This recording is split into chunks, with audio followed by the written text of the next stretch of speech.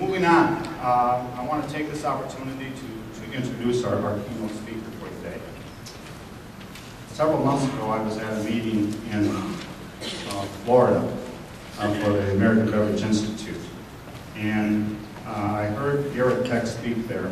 Garrett is an author of a couple of books, one called A Prohibition Hangover, Alcohol in America, from Demon Rum to Colt Cabernet, and also Prohibition, Washington, D.C., How Dry We Weren't. And I'm a history guy. I like my history, and I thought that Garrett really brought up a lot of interesting things, interesting facts, interesting ideas about Prohibition and how it affects our industry and how it affects our industry even today. Even though Prohibition ended for the most part in 1933, we still have what Garrett calls a Prohibition hangover.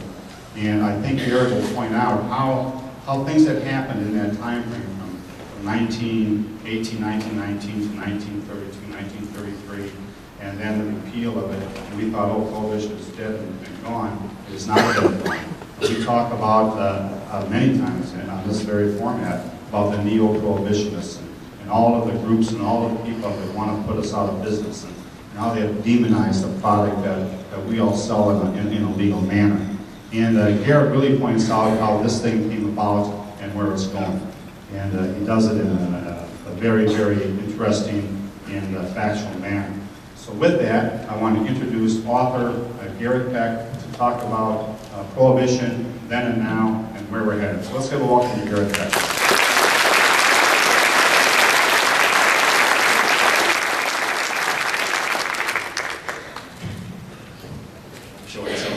Hold on to the mic here. So, I really appreciate the hospitality everyone who showed me here. I arrived yesterday, and people just embraced me. So it was so nice meeting so many different people here yesterday. And also really wanted to say thank you here so much to Pete. Pete and I met back in the spring. And so I really appreciate him inviting me here today. And hopefully this will be both informational and hopefully also entertaining as well. So my background, should get quicker. Again, my background, Pete introduced me here, but I started researching Prohibition probably almost 10 years ago or so. I come from a Methodist background, and the Methodists were once the leading church involved in the temperance movement. Now you look at today, and most Methodists now drink. Right? So one year at Christmas in 2003, I bought a bottle of wine to my grandmother's place for dinner, and there were three of us at the table: my grandmother, my mom, and myself. And my grandmother just got this little look in her eye. She got a little bit snooty about the fact that I bought that bottle of wine, you know. And that was like the light bulb moment. I thought, gosh, what happened here? How did this generational value, you know, where she really poo-pooed drinking, not get transferred on to my mom and to myself? And at that point, I thought, there's an idea here. Let me go research this. So, along the way, I started leading this, you know, I became a real dork. I started leading this historical tour called the Temperance Tour of Prohibition sites in Washington, D.C. I live in Northern Virginia here, by the way. And that is, by the way, that's our temperance fountain. There's a guy named Henry Cogswell who, in the 1880s, erected about 50 of these around the country. This was all part of this big culture war against alcohol in the country. So it was all about trying to get people to drink water instead of whiskey. So you see all the water symbolism on there. And I ended up here writing two different books. So The Prohibition Hangover, as Pete talked about, and that's a very serious book about how Americans drink and, you know, what are the contemporary issues. And then this other one here, which is about Prohibition in Washington, D.C., which is not just about D.C., but rather about the national fight against alcohol. So we were supposed to be, D.C. was supposed to be the model dry city again for the country. We ended up with 3,000 speakeasies and about 4,500 bootleggers, and even Congress had its own bootleggers and they employed. So, pretty remarkable here that how quickly Prohibition really came undone. This was going to be was really going to change the world, and, you know, 14 years later, we changed the Constitution back. You know, kind of crazy. So what I want to kind of frame the whole argument about is, how did we get from there to where we are now? So how did we get from these lovely ladies here, probably from the 1890s, who, you know, say, lips that touch liquor shall not touch ours, to the point where we are today, where most people now drink. You look at these women here, and they're painting a picture of heavy stigma against alcohol, which is what my grandmother grew up with. You know, when she died a couple years ago, and when we were going through her house, she always insisted that she didn't drink. But there in the in the kitchen, we found deep behind one of the cupboards a very small bar that she had. And we were all like, oh my gosh, she actually did drink, you know.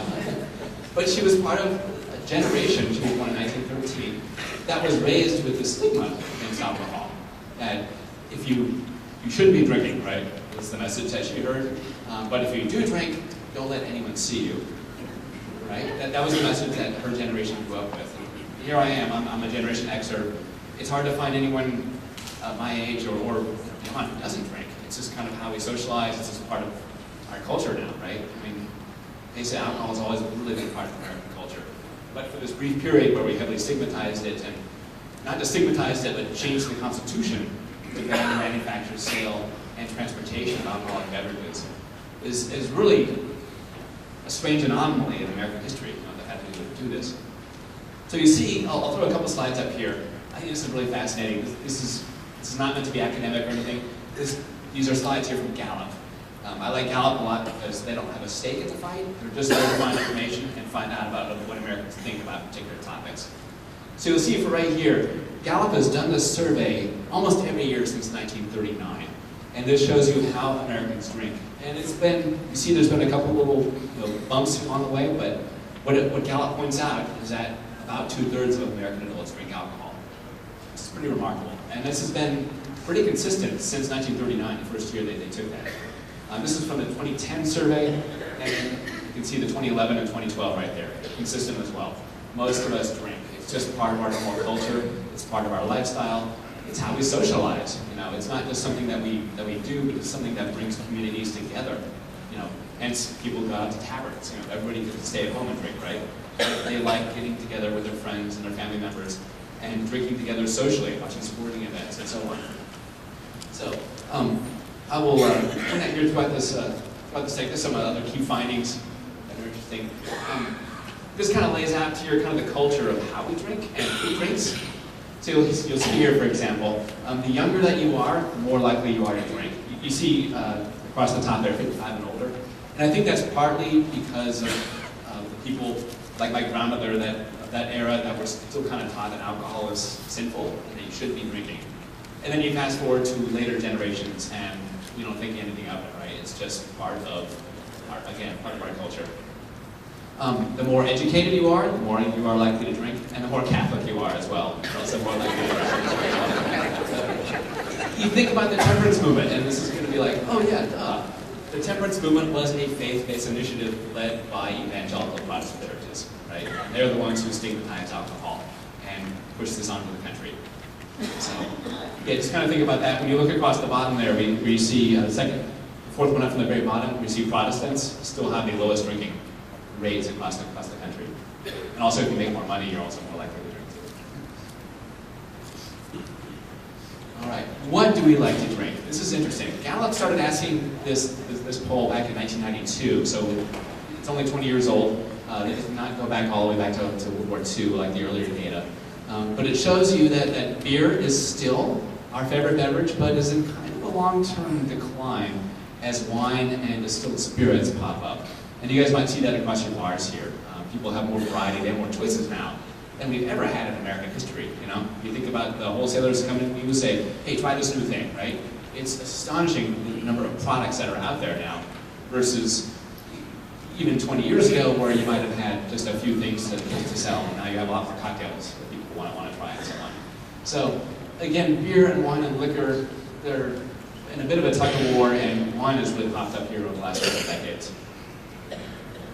So one interesting thing here about the demographics of how we drink here, there's definitely a Venus versus Mars kind of thing going on.